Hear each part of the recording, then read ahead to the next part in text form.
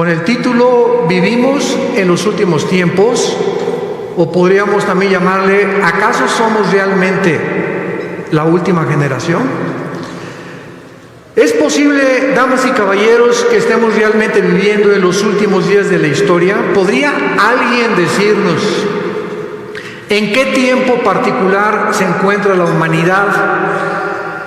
Haciendo a un lado todas las profecías falsas que han existido de Nostradamus y de los otros profetas y astrólogos, etcétera, etcétera, tengo en mis manos un libro que se llama la Biblia, que es el primero que fue traducido, el primero en haber sido impreso en la imprenta de Gutenberg, y el libro con los registros más antiguos de historia, geografía, antropología, química, física, genética, literatura, poesía y las disciplinas académicas que tú me quieras mencionar. Y este libro es precisamente nuestro, podríamos decir, nuestro GPS, nuestro Waze, nuestro manual, nuestra guía que Dios nos dejó, porque si Dios existe, no nos creó solamente y nos dijo, pues ahí se multiplican y fructifiquen, y ahí, ¿verdad?, al morir se van a quedar en la tumba, y cada quien viva como quiera, las leyes morales háganlas ustedes, porque ustedes no son diferentes a los animales.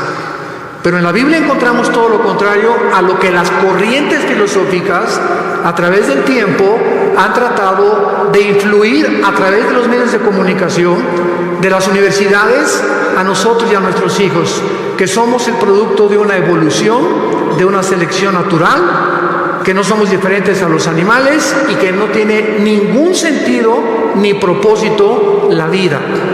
Esto es lo que se llama el materialismo, el humanismo, el hedonismo, donde el ser humano, en un relativismo total en el cual vive ahorita en el siglo XXI, cada quien hace lo que bien le parece según sus ojos. Pero tenemos este libro maravilloso como el testimonio que Dios nos da para que nosotros podamos saber nuestro barco hacia dónde se está dirigiendo.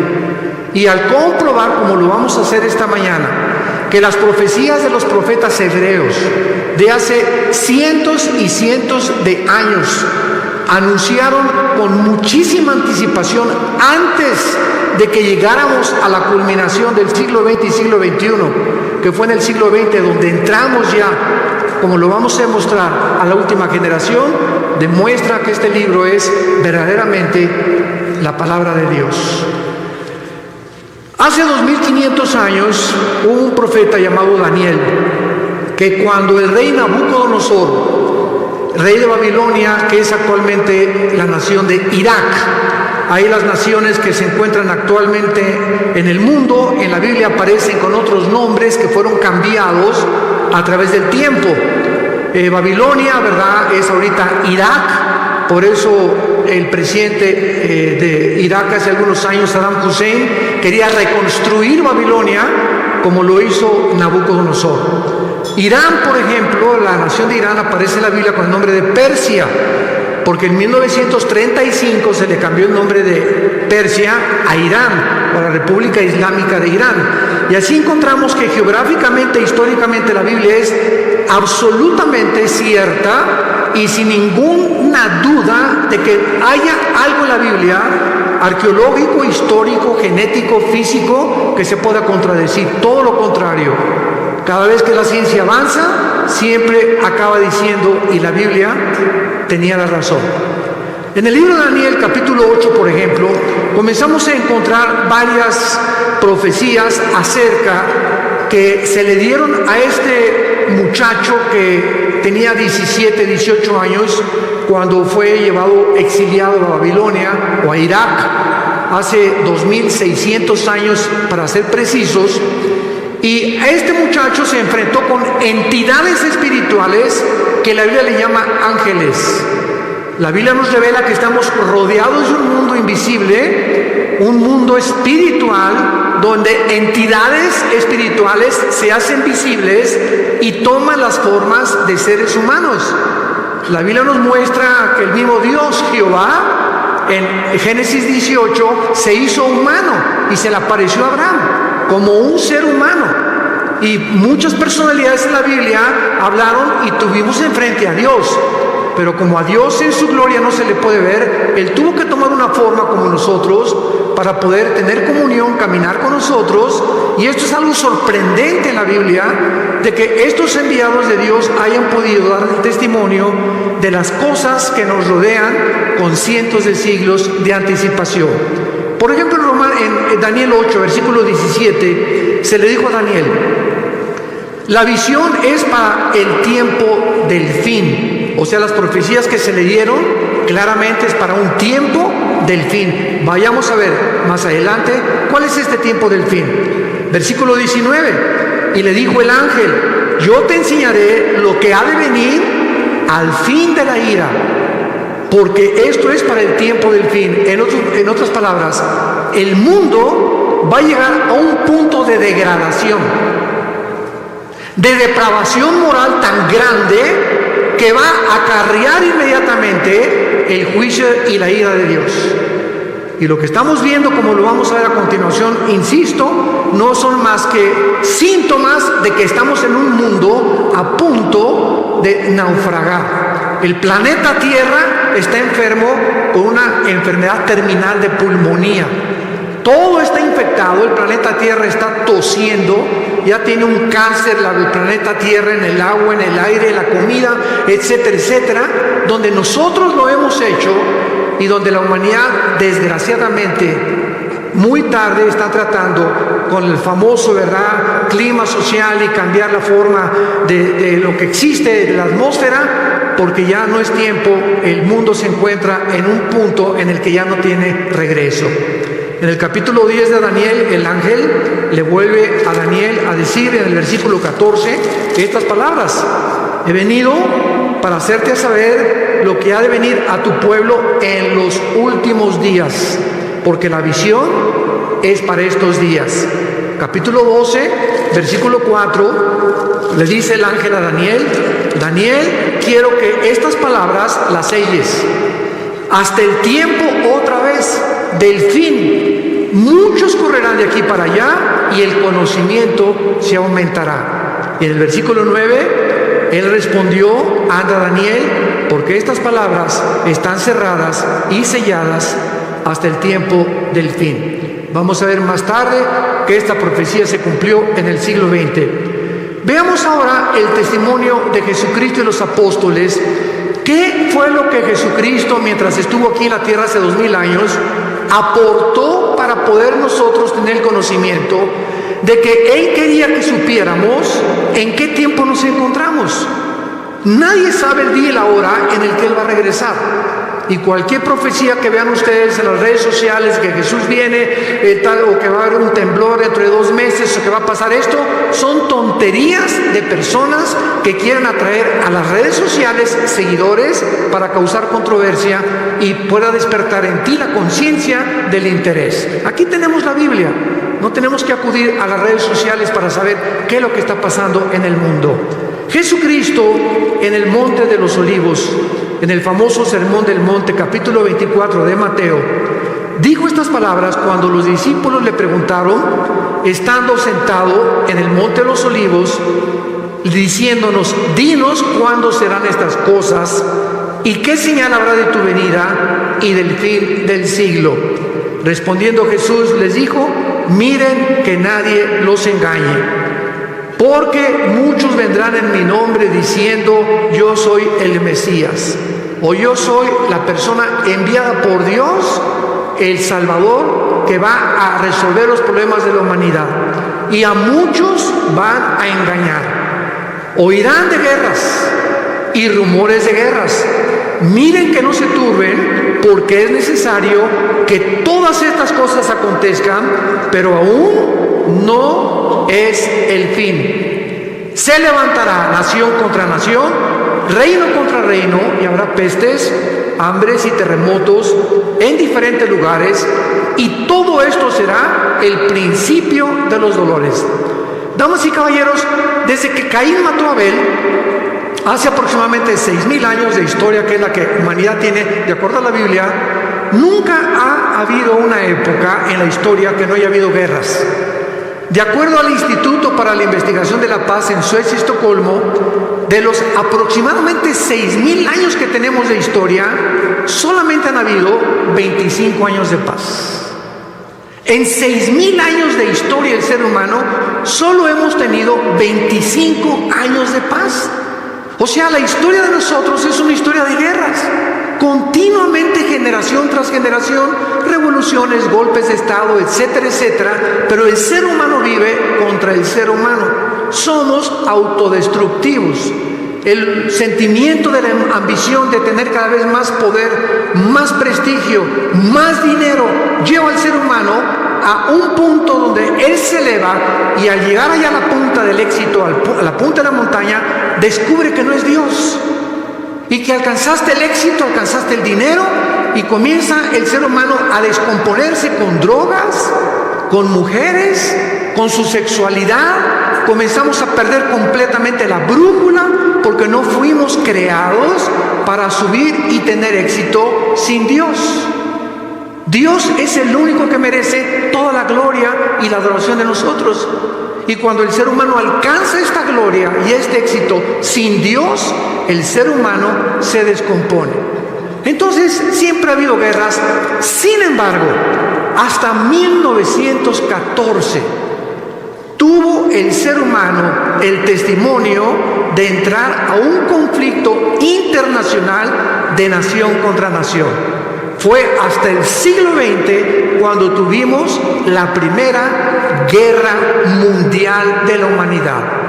Pasaron algunos años y en 1939 a 1945, durante 6 años, el mundo se vio confrontado. Inglaterra, Rusia y Estados Unidos en contra de Japón, Italia y Alemania en la guerra contra los nazis. La Segunda Guerra Mundial. Y después de la Segunda Guerra Mundial tenemos más de 150 millones de seres humanos que han muerto. Y Jesús dijo que en los últimos tiempos se levantaría nación contra nación. Vemos pues de qué manera Jesucristo profetizó que íbamos a entrar a donde el mundo entró en el siglo XX. Pero veamos también el testimonio de los apóstoles de Jesucristo. Por ejemplo, el apóstol Pablo. En su primera carta a Timoteo, capítulo 4, versículo 1, Pablo escribió hace 2000 años: el Espíritu dice claramente que en los últimos tiempos algunos apostatarán de la fe, escuchando a espíritus engañadores y a doctrinas de demonios. En otras palabras, antes de que venga Cristo, la Biblia se va a pervertir.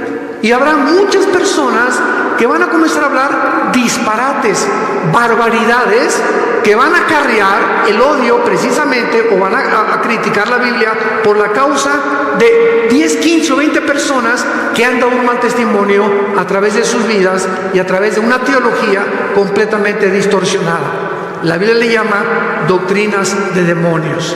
Siempre ha habido falsos profetas, siempre ha habido falsos apóstoles, siempre ha habido falsos maestros, pero Jesús dijo, y los apóstoles, que antes de que Cristo regresara, esto iba a multiplicarse como jamás en la historia lo habíamos visto. Vemos en su segunda carta a Timoteo, el capítulo 3, que Pablo le vuelve a decir estas palabras: debes saber esto, Timoteo, en los últimos tiempos vendrán tiempos peligrosos. Y esta palabra chalepos en el griego significa feroces. Y solamente 2 veces en la etimología de las raíces griegas se usa la palabra chalepos, con el endemoniado gadareno y aquí para traducirlo como peligrosos. O sea, vendrán tiempos endemoniados, donde el carácter de las personas se va a descomponer a un punto donde la humanidad lo va a acabar aceptando como normal. Escucha las características que la Biblia describe de la última generación. Habrá hombres amadores de sí mismos. Serán tan centrados los seres humanos antes de que venga Cristo y en los últimos tiempos que lo único que les va a interesar son sus propios intereses personales. Ni su matrimonio, ni sus hijos, ni el país, ni los ciudadanos les van a interesar, más que sus propios intereses personales. Hombres centrados, endiosados en ellos mismos. Y no solamente en la política, en los deportes, también en la religión, también en todas las demás áreas de las disciplinas académicas que puedan existir, hombres que van a creerse dioses y que se van a centrar completamente en sus vidas y se van a centrar en ellos mismos para poder obtener de los demás y usarlos como un objeto para sus vidas. Avaros, vanagloriosos, soberbios, blasfemos, desobedientes a los padres, ingratos, impíos. Es increíble la pérdida del afecto natural. No fue, damas y caballeros, hasta la década de los 80s, en el siglo XX, cuando comenzaron a surgir niños asesinos. Niños matándose entre ellos, niños delincuentes. Siempre ha habido robos, pero no asesinos que llegaran con una pistola, con una arma, un R-15, una ametralladora, y de 16 años o 15 años mataran a 20 o 30 de sus compañeros de escuela. ¿Qué está pasando actualmente en el mundo? Se está descomponiendo todo. Hombres completamente centrados, avaros, queriendo nomás hacer dinero, ya tienen millones y quieren más y quieren competir contra el otro que le está ganando, o tiene otra casa mejor que ellos, o tiene mejor carros que ellos, y hemos perdido la brújula completamente, porque esto no es vivir. Esto no es el propósito por el cual tú naciste. Tú y yo nacimos para conocer a Dios, para entender que de tal manera te ama Dios, que nos dio a su Hijo Jesucristo, para que pudiéramos creer en Él y no perdernos, mas tener la vida eterna. El apóstol Pedro también menciona acerca de los últimos tiempos, y el apóstol Pedro dice lo siguiente, sabiendo primero esto, segunda de Pedro capítulo 3, que en los últimos tiempos vendrán burladores, andando en sus propias pasiones desordenadas, y diciendo y criticando a los demás, ¿dónde está la promesa que Jesucristo iba a regresar? Porque desde el día que los padres durmieron, todas las cosas permanecen como desde el principio de la creación. Pedro dice, antes de Cristo se multiplicarán los que van a perseguir al cristianismo, a la Biblia y a Dios. Y nunca como en nuestra época ha habido tantos burladores, y lo más coincidencial es, como les he platicado yo, cuando tenemos conferencias con los alumnos de universidad, ¿por qué creen ustedes que la Biblia y Jesucristo es el objeto de la persecución? Vean ustedes las películas de Hollywood y cuando algo pasa dicen Jesus. ¿Por qué es el nombre de Jesús el que expresan cuando se encuentran en dificultad o cuando matan a alguien? O Jesus Christ, o Jesucristo. ¿Por qué Marilyn Manson, el cantante del heavy metal o del rock pesado, cuando predica acerca de sus mensajes, agarra un pollo y le arranca las plumas y agarra sangre y le escupe sobre la Biblia? ¿Por qué Madonna en sus conciertos se revuelca y dice que es sobre la sangre de Cristo? ¿Por qué no sobre Mahoma? ¿Por qué no es el libro del Corán el objeto del odio del mundo? ¿Por qué tiene que ser Cristo, el cristianismo y la Biblia? ¿Por qué? Porque es el único libro de los billones que existen en las librerías que contiene verdades absolutas. Es el libro que contiene verdades absolutas. Vivimos un relativismo espantoso donde la gente ya no sabe qué es verdad y qué no es verdad. Y el apóstol Juan, finalmente, habla también acerca del último tiempo en su primera carta, capítulo 2, mencionando que el último tiempo aún no llegaba, pero que ya era el último tiempo y que el anticristo no tarda en surgir en el mundo. Por eso conocemos que es el último tiempo. Damas y caballeros, nunca en la historia el mundo se había encontrado tan cerca para ser gobernado por un solo hombre. La tecnología que explotó y el conocimiento que explotó en el siglo XX, como lo vamos a ver, es impresionante, donde hemos llegado a una generación donde es posible el famoso globalismo o un solo gobierno mundial, que es el anhelo desde que el presidente Bush, el Papa Juan Pablo II comenzaron a promoverlo, que el mundo necesita un globalismo, necesitamos un gobierno mundial, una administración total por las naciones de Europa, necesitamos alguien que traiga paz y orden en el mundo, para que ya no haya esa lucha ahorita, Rusia, Siria, Irán y Turquía en contra del occidente, en contra de la OTAN, en contra de Europa, y el petróleo usarse como chantaje chantaje para poder de rodillas a Europa, etcétera, etcétera. El presidente Trump era aislando completamente a Estados Unidos de todos los demás en un proteccionismo que es la nueva política actual en el mundo, y vemos así los gobernantes en el mundo buscando cada quien sus propios intereses personales, sin darse cuenta que vivimos en un mundo tan interconectado que ya no podemos ninguno de nosotros separarnos los unos de los otros. Veamos nosotros a continuación una de las verdades más grandes que encontramos en la Biblia acerca de lo que estamos hablando. ¿Cómo podemos estar seguros entonces de que nuestra generación, la que tú y yo estamos viviendo, es la última? Lo podemos saber porque la mayor parte de las profecías de la Biblia nos revela, que nos advierten que la segunda venida de Cristo no puede ser aplicada en las pasadas generaciones, sino específicamente en la nuestra. Por primera vez en la historia, las características geopolíticas de la Biblia profetizó sucederían en estos tiempos y se encuentran a nuestro alrededor. ¿Y cuáles son estas señales que son visibles por primera vez en la historia? Número uno, el aumento del conocimiento que el profeta Daniel anunció hace 2600 años.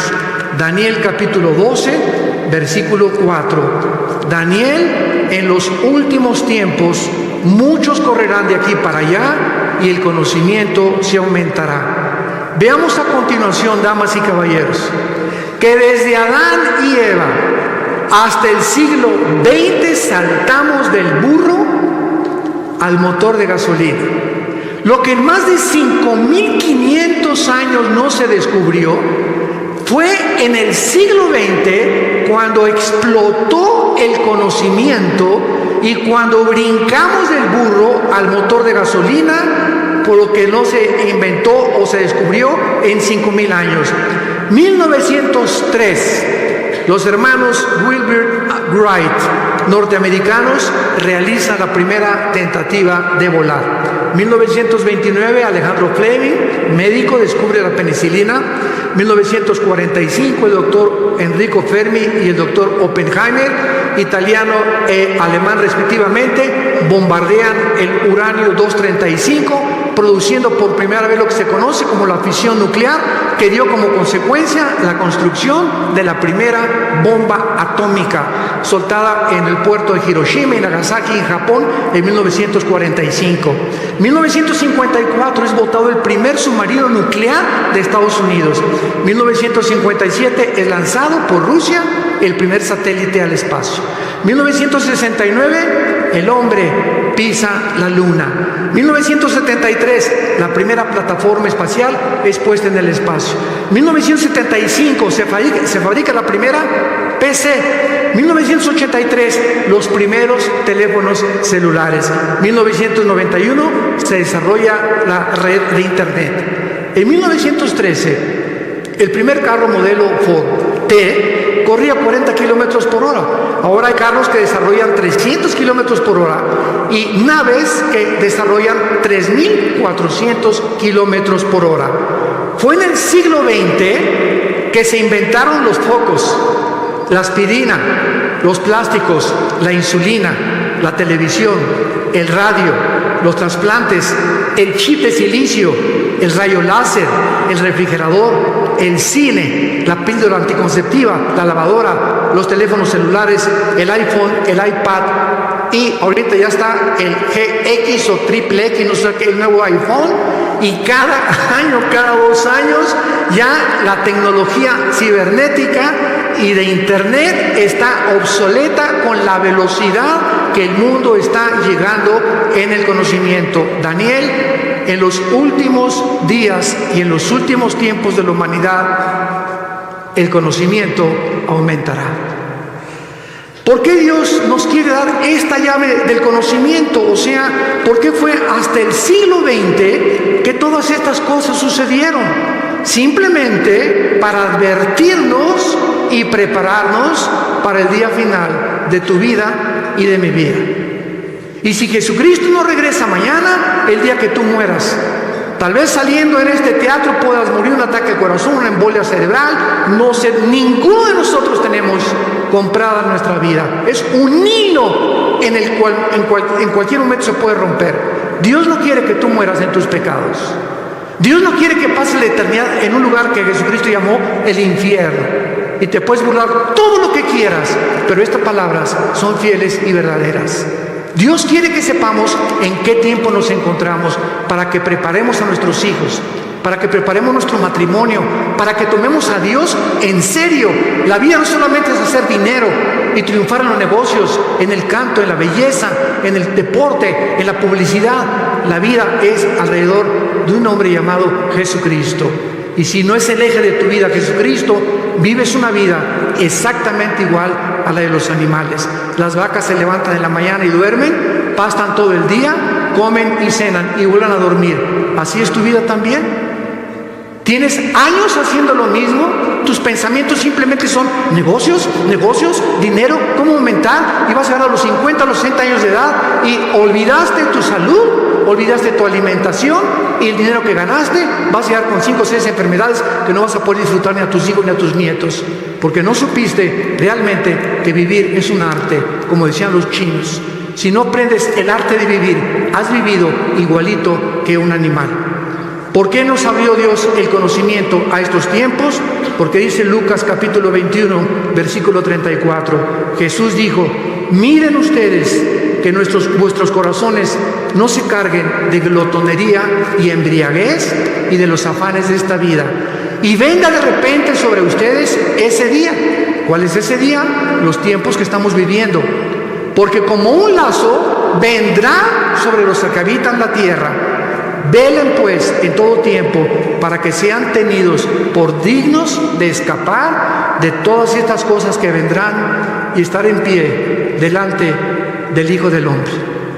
Damas y caballeros, solamente para poder confirmar y ponerle el sello a este conocimiento, miren lo que ha pasado ya no en el siglo XX, en los últimos 10 años. Escucha esto: Netflix hizo que ya casi no queden videoclubs y que vaya mucha gente menos al cine. Booking tiene en jaque a las agencias de turismo. Google inutilizó las páginas amarillas. WhatsApp amenaza a los operadores de telefonía física, fija y celular. Las redes sociales a los medios de comunicación. Uber a los taxistas. Los smartphones condenaron a las casas de fotografía. El Zipcar hace la vida imposible a las compañías de alquiler de vehículos. Tesla pone en duda el futuro de los automotores. El email, el correo electrónico, ha complicado a los correos postales. Waze acabó con los GPS. La nube hace cada vez más inútiles a los pendrives. YouTube ha puesto en riesgo a las empresas de televisión. Facebook está matando completamente a todas las portales del contenido. Wikipedia mató a los diccionarios y a las enciclopedias. ¿Cuánto tiempo piensas que va a durar el empleo o la robotización a la que el mundo ha entrado actualmente en los últimos 10 años? En Estados Unidos, ya en cualquier autopista que vas, ya no hay nadie que te cobre la cuota por la autopista. Son robots, son cámaras de televisión y te llega el recibo a tu casa por correo. En la mayor parte de las compañías están eliminando a los empleados para poder usar robots y poder tener más medios las compañías de enriquecimiento, desplazando a los empleados, a los seres humanos. Hemos entrado a un programa y a un proyecto del mundo donde, vuelvo a repetir, cada quien está viendo sus propios intereses nada más, desplazando a miles de personas sin trabajo, rebajando los sueldos por todos lados. ¿Para qué? Para que el mundo entre exactamente al punto emocional y sentimental al que hemos entrado. La Clínica Mayo en Rochester, en Estados Unidos, y el Hospital Hopkins, que son las dos instituciones más prestigiadas en la medicina del siglo XXI, acaban de coincidir hace algunos años que el factor principal de las enfermedades físicas y mentales del ser humano del siglo XXI se llama el estrés. El estrés es la enfermedad del siglo XXI. El ser humano vive una en un estado de intranquilidad, de inseguridad, de preocupación, de rencores no perdonados, de odio contra los demás, de antisocialismo completamente contra los demás. El ser humano vive oprimido en el siglo XXI, no tiene paz, dice la Biblia. Y hace 2000 años Jesús, previendo que el ser humano llegaría al punto del estrés, donde se han recetado más de 650 billones de pastillas Valium, Prozac, todas las tranquilizantes en los últimos 2 años, es porque el mundo no tiene paz. Y hace 2000 años Jesús nos dio la medicina para el mundo que vivimos actualmente, que no son las pastillas tranquilizantes. Jesús dijo: mi paz les dejo, mi paz les doy. No como el mundo la da. En el mundo no vas a encontrar en paz. En el mundo vas a encontrar desilusiones, persecución, críticas, calumnias, etcétera, etcétera, odio, envidia de la gente. ¿Por qué? Porque el corazón del hombre está en guerra contra Dios. Hasta que no hagamos la paz con Dios por medio de la cruz, en la que Jesús abrió sus manos hace 2000 años, tu vida no va a tener paz, ni la mía tampoco, porque Jesús hizo la paz entre Dios y nosotros por medio de su sangre en esa cruz. Veamos nosotros, en segundo lugar, otra razón por la cual nos encontramos en la última generación. Hace 2500 años, un profeta llamado Zacarías en la Biblia escribió estas palabras anunciándonos lo que sucedió en 1945, y dice así: Zacarías 14, versículo 12: esta será la plaga con que herirá Jehová a todos los pueblos que pelearon contra Jerusalén. La carne de ellos se corromperá estando sobre sus pies, se consumirán en la cuenca sus ojos, la lengua se les deshará en su boca. En 1942, el doctor Oppenheimer y Enrico Fermi fueron los líderes del equipo científico que desarrolló la primera bomba atómica en Los Álamos, Nuevo México. Los Estados Unidos, Canadá y la Gran Bretaña se unieron a un plan ultra secreto que se llamó el Proyecto Manhattan, con el propósito de desarrollar armas atómicas.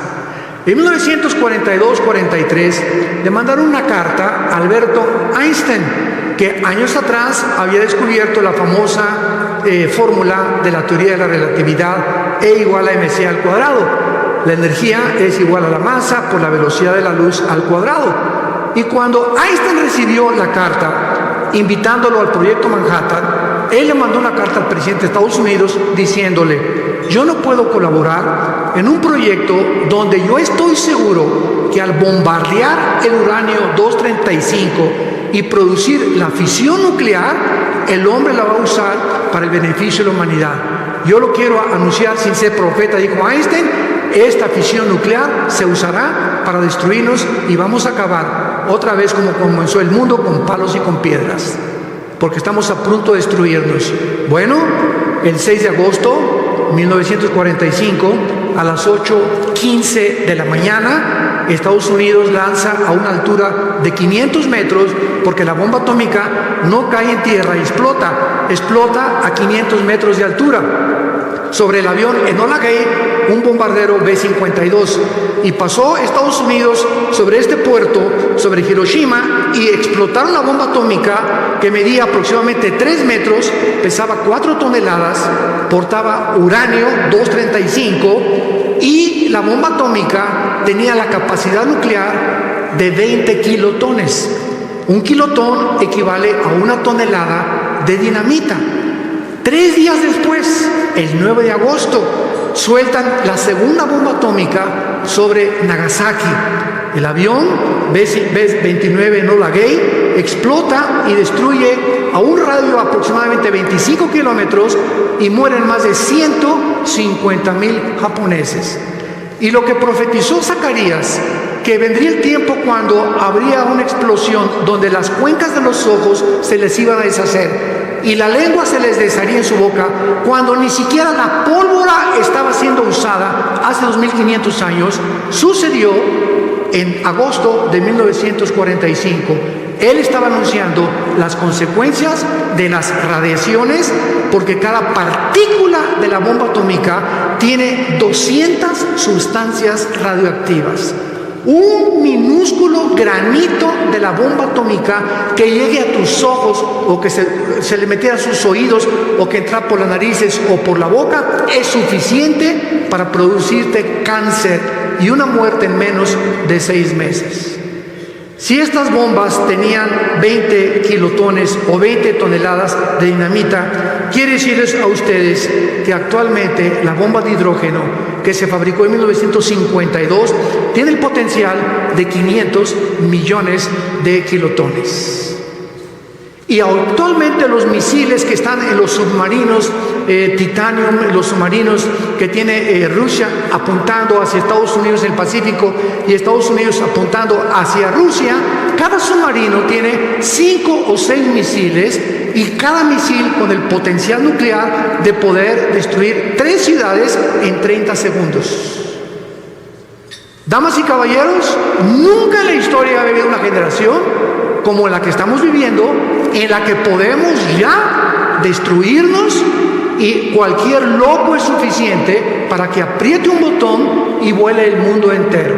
Somos la primera generación que ha alcanzado este potencial para destruirnos con la era nuclear en la que estamos viviendo. Amenazas como la de Norcorea, amenazas como la de Rusia, amenazas como la de Irán, amenazas como la de todos los países que tienen ahorita, como la India, Gran Bretaña, Francia, Estados Unidos, poder nuclear. En cualquier momento, cualquier loco vuela el mundo. O entramos en conflicto. Si bombardean Estados Unidos, tiene que entrar México. Si Estados Unidos bombardea Europa o bombardea Corea del Norte, se hace un conflicto que la Biblia profetizó que en la primera próxima guerra van a morir la 4ª parte de la humanidad. 4º sello del Apocalipsis, capítulo 6. Somos ahorita aproximadamente 8,000 millones de seres humanos, de acuerdo al último almanaque mundial. 8,000 millones de seres humanos. Una 4ª parte, estamos hablando que morirían 2,000 millones de personas. Si tú cuentas ahorita cuántas gentes hay de Alaska hasta la Patagonia en Argentina, en Sudamérica, alcanzamos aproximadamente a ser los 1,100, 1,150 millones de personas. En otras palabras, en la próxima guerra desaparecería todo el continente americano, incluyendo la Ciudad de México y satélite. Y esto puede suceder. Tú te puedes levantar en la mañana. Yo me acuerdo en el 2001, el 11 de septiembre, me levanté en la mañana, alguien agarró el teléfono, prende la televisión. Eran las 9:15 de la mañana, 9:10 más o menos. ¿Qué está pasando? Fíjate que un avión se estrelló contra una de las torres gemelas en Nueva York. Me quedé impactado, ¿verdad? Qué tremendo, se ve cómo entra el avión. Y pasaron 18 minutos aproximadamente cuando el segundo avión se estrella. Cuando yo vi que el segundo avión se estrellaba, lo pude intuir inmediatamente. Esto no es un accidente, esto es un ataque terrorista. Miles de personas se levantaron el 11 de septiembre del año 2001, se pusieron la corbata, mi amor, darles un beso a los niños, me voy a trabajar. Se fueron a trabajar, a la 1 recojo a los niños en la escuela, nos vemos en la tarde, mi amor. Más de 3,000 personas que murieron en las Torres Gemelas nunca supieron que ese día no iban jamás a volver a ver a sus hijos, a su esposo ni a su esposa. ¿Quién se iba a imaginar que en una torre un avión se iba a estrellar contra ellos? Damas y caballeros, así es la vida. Estamos en un hilo colgando todos nosotros. Es impredecible lo que pueda suceder en cualquier momento. Por eso la Biblia dice: prepárate para encontrarte con tu Dios. La vida es más que hacer dinero, más que el éxito, más que lo que estás haciendo. Entiende, necesitamos regresar a la cruz, hacer a Dios nuestro Salvador, vivir para Él, darles un legado a nuestros hijos de honestidad e integridad, para que puedan ellos comprender que la vida es mucho más que lo que les hemos enseñado equivocadamente durante tanto tiempo. Y vemos nosotros la tercera señal, que yo considero la más grande de todas, de que nos encontramos en la última generación, en el libro de Amós, capítulo 9, en el Antiguo Testamento, versículos 14 y 15.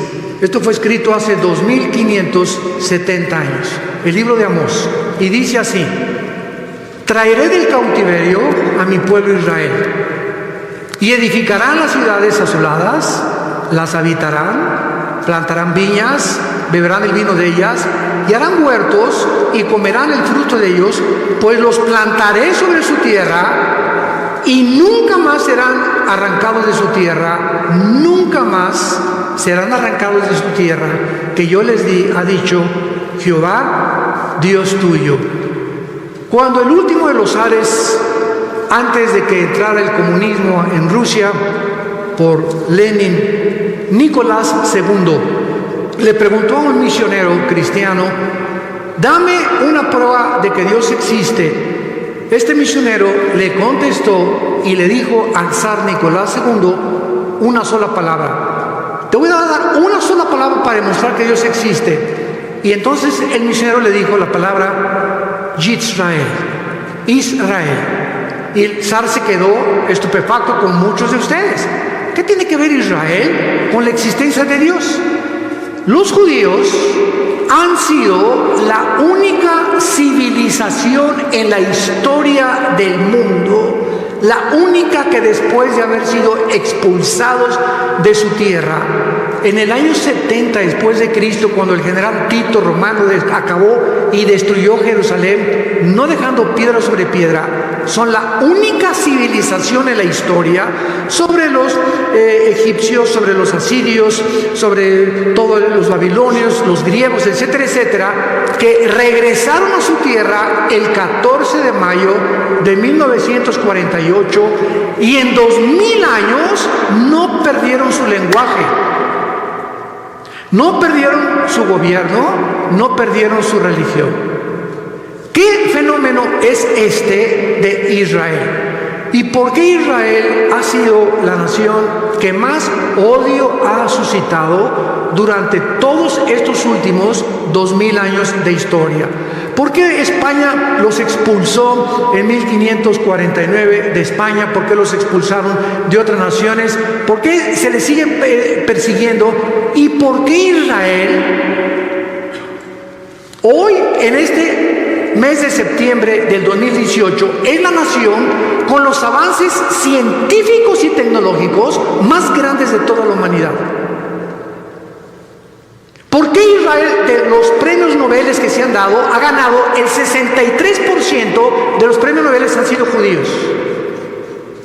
¿Por qué Israel tiene actualmente, siendo un minúsculo del país geográficamente del tamaño de Nueva Jersey, comparado con más de 22 millones de naciones árabes que lo rodean, por qué tiene el mejor ejército del mundo y los mejores pilotos del mundo actualmente, mejores que los MiG rusos, mejores que los F-21 de Estados Unidos, mejores que los ingleses? No se compara con nadie en el mundo los pilotos y la aviación y la fuerza aérea y la defensa que tiene Israel en tecnología, en avances científicos y en la tecnología que tiene a través de la ciencia. ¿Qué es lo que ha hecho que este pueblo haya podido resurgir de las cenizas? ¿Y cuál es el mensaje que tenemos que entender? Es muy simple para comprender y se los voy a compartir. Cuando Dios creó el mundo, en el libro del Génesis, Dios escogió un punto geográfico en el mundo, un área geográfica, para que en esa área geográfica, a través de los 6,000 años de historia que el mundo ha desarrollado, se pudiera concentrar precisamente en ese punto insignificante que es Israel. Entonces Dios llama a un hombre, no de Israel, lo llamó de Irak, que se llamaba Abraham. Y entonces a Abraham, Dios le escoge un hombre para que forme una familia, para que a través de él nazcan 12 hijos y para que a través de los 12 hijos se forme lo que se conoció como las 12 tribus de Israel. ¿Cuál es el propósito por el cual Dios hizo esto? Simplemente para que nosotros entendiéramos lo siguiente, que a través del tiempo Dios tenía que llamar una nación a través de un hombre y a través de esta nación darnos a nosotros sus leyes. Dios llama a Israel para que a través de ellos recibamos las leyes morales. Los 10 mandamientos se los fueron dados a Moisés en el monte Sinaí. No existe un código de conducta ni de ética que se le pueda asemejar a los 10 mandamientos hasta el siglo XXI. Dios le da a Moisés las leyes de la alimentación, Levítico capítulo 11. Y le dice Dios a Moisés hace más de 4.500 años, damas y caballeros, no comas tacos al pastor,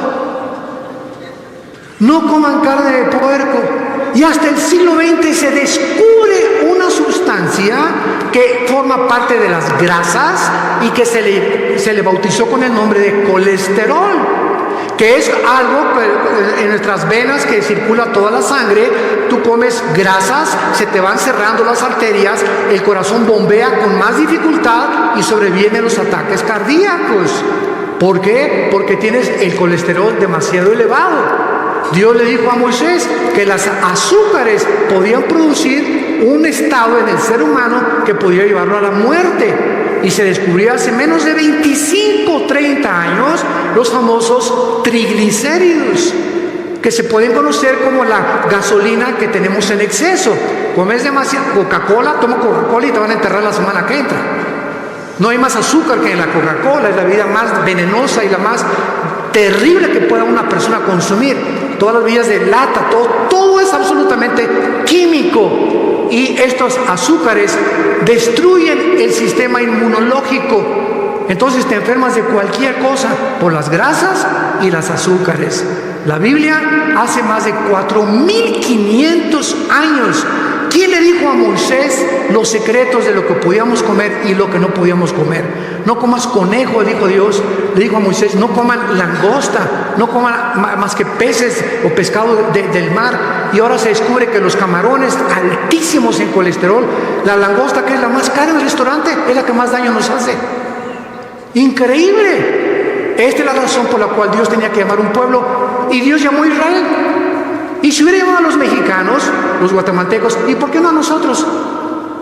Y si hubiera llamado a Dios a los franceses, los españoles, ¿y por qué no a nosotros? La cuestión es que Dios es soberano y Él llamó a un pueblo y Él escogió a este minúsculo, insignificante pueblo que hasta el 48 pudo regresar a su tierra, para que a través de ellos tuviéramos las leyes morales, las leyes de ética. Y es a Moisés a quien Dios le da. Escuchen, abogados que nos visitan, el derecho no tuvo su origen en Roma, que el derecho romano, que Grecia.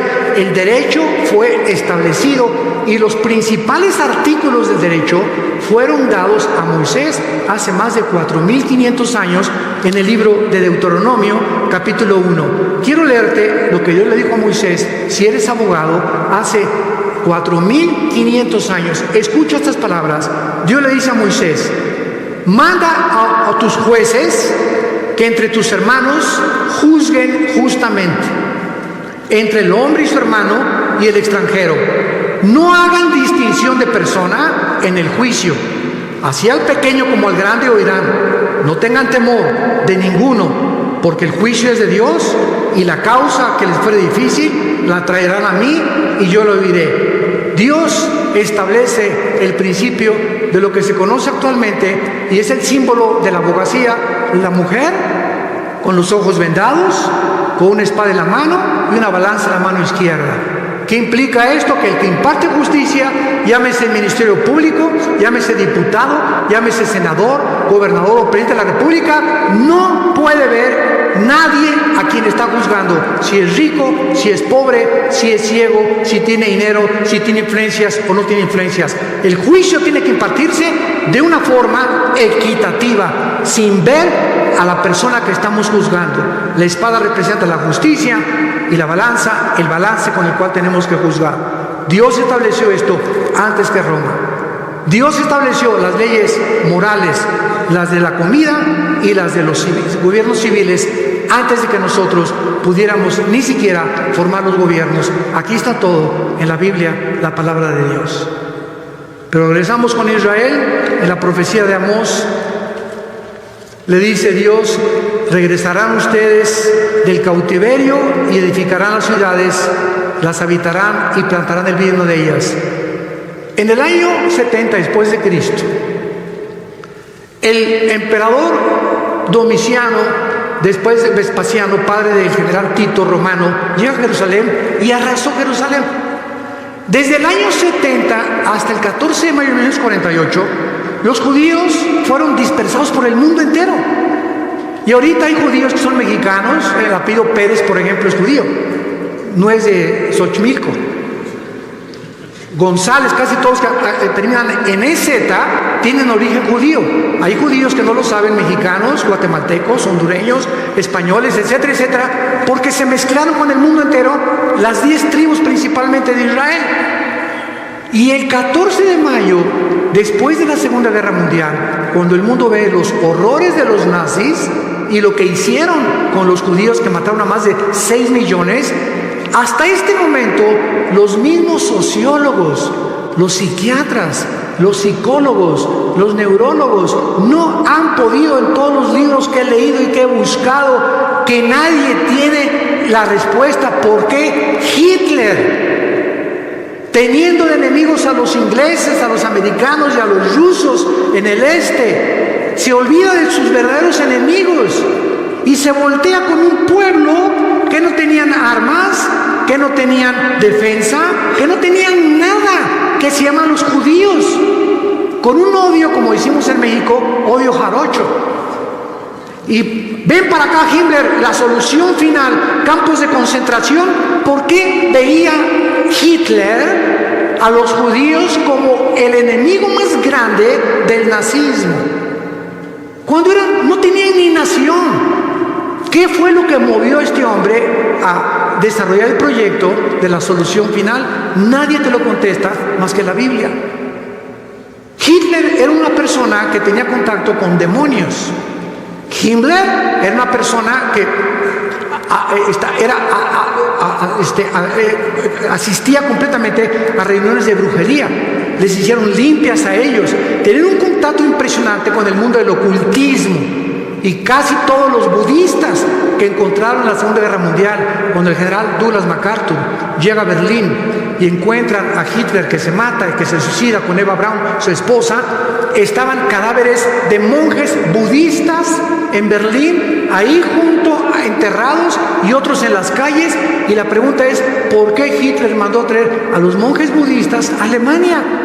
Porque le dijeron a Hitler que en la sociedad del Thule, que se encontraba en los montes Himalayas, ahí los ángeles habían bajado y le habían dado al hombre el conocimiento de que la raza aria, que es la que soñó Hitler, la raza blanca, los güeros, tenía que dominar el mundo y los demás tenían que morir. Vean ustedes los demonios que tenía este hombre, Adolfo Hitler.